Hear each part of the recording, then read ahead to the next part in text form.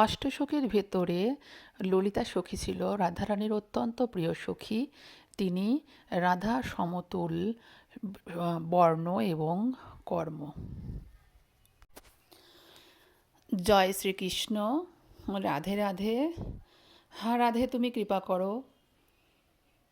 শ্রী শ্রী রাধা মাধবের পরম শ্রেষ্ঠ অষ্টসখী ললিতা সখীর বর্ণনা করব আজকে তোমাদের সামনে। আশা করি তোমাদের শুনে অত্যন্ত আনন্দিত হবে, প্রীত হবে। যদি তোমাদের ভিতরে রাধা মাধবের জন্য এক কিঞ্চিত প্রেম ভক্তি থাকে, তবে তোমরা এই ভিডিও ছাড়তেই পারবে না। শ্রী রাধারানীর কায়বুহ স্বরূপিণী প্রিয় অষ্টসখী নম্র সখীগণের মধ্যে শ্রেষ্ঠা হচ্ছেন ললিতা সখী। তার অন্য নাম অনুরাধা। ললিত দৃষ্টি, ললিত কণ্ঠ, ললিত হাসি, ললিত অঙ্গ সমন্বিতা ললিতা সখী। রাধারানী অপেক্ষা 27 দিনের বড়। মায়ের নাম সারদা, পিতার নাম বিশোক, পতির নাম ভৈরব। বর্ষণার 1.5 মাইল উত্তর পশ্চিম দিকে উঁচা গাঁও নামক উঁচু স্থানটি ললিতা দেবীর জন্মস্থান। শ্রাবণ মাসের শুক্লা একাদশীতে তার জন্ম হয়। ললিতার অঙ্গকান্তি গোরচনার মতো উজ্জ্বল পীতবর্ণ।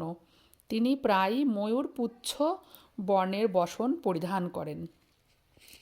তার স্বভাব বামা প্রখরা, মান বিষয়ে সদা উদযুক্তা, মান শৈথিল্যে ক্রুদ্ধা, নায়কের অবশীভূতা এবং কঠোর ভাষিণী, ভাবটি বিশুদ্ধ খণ্ডিতা।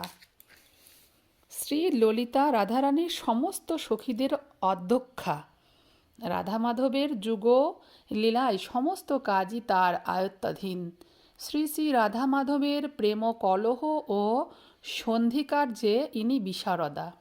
কৃষ্ণ কখনোই রাধারানীর কাছে অপরাধ করলে কৃষ্ণের প্রতি ইনি ক্রোধে মুখ উত্তোলিত করে রাখেন। বিগ্রহ ও পৌরিবাদ অর্থাৎ কলহ এবং সগর্ব বাক্য, প্রত্যুত্তর ও সিদ্ধান্ত ইত্যাদি বিষয়ে প্রভাবান্বিত সখীদের দ্বারা পরিবেষ্টিত হয়ে তিনি কলহ বিগ্রহে বেশি আগ্রহ করেন। রাধারানীর 2টি শারিকা পাখি, একটা শুষ্কধি ও শুভা। তারা রাধা মাধবের লীলা অবলম্বন করে সুমধুর স্বরে বিচিত্র সুরে অদ্ভুতভাবে গাইতে থাকেন। সেই সব গীতের রচয়িতা ও শিক্ষিকা হচ্ছেন ললিতা দেবী সখী।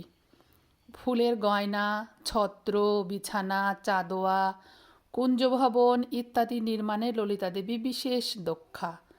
ইন্দ্রজাল বিদ্যায় নৈপুণ্য, রচনায় পারদর্শী। হেঁয়ালিপনা, ধাঁধা ধরা, বিভিন্ন ধরনের জাদু, ভেলকি তিনি ছিলেন অত্যন্ত পারদর্শিনী। তাম্বুল সেবায় মদন মদিনী, বাটিতে পুষ্পলতা, পান গাছ, সুপারি গাছ ইত্যাদি রক্ষণে এবং মাল্য তৈরিতে নিযুক্ত যে সমস্ত বয়স্যা দাসী সখী কন্যারা রয়েছেন, ললিতা দেবী তাদের সবার অধ্যক্ষা। ললিতা দেবীর কুঞ্জ বিদ্যুৎ বর্ণ, বয়স 14 বছর 3 মাস। ললিতা দেবীর যুথে যে অষ্টসখী রয়েছেন তারা হলেন রত্নপ্রভা, রতিকলা, সুভদ্রা, ভদ্ররেখা, সুমুখী, ধনিষ্ঠা, কলহংসী, কলাপিনী। ললিতা দেবী গৌর লীলায় স্বরূপ দামোদর গোস্বামী রূপে আবির্ভূত হয়েছিলেন। সবাইকে সশ্রদ্ধ প্রণাম জানিয়ে আজকের মতো ললিতা দেবী সখীর বর্ণনা এখানেই সংক্ষিপ্তভাবে সমাপ্ত করলাম। তোমরা যদি কৃপা করো তাহলে এরপরে আমি আরও অষ্টসখীর বর্ণনা দেব। অবশ্যই তোমাদের ভালো লাগলো কিনা কমেন্টে জানাবে এবং তোমাদের মতামত থাকলে বলবে, এবং আমার চ্যানেলটিকে সাবস্ক্রাইব করে আমার সঙ্গে যুক্ত থেকো এবং সবাই রাধা মাধবের শ্রীচরণের দাসী হয়ে নিজেদের জীবন অতিবাহিত করো। রাধে রাধে।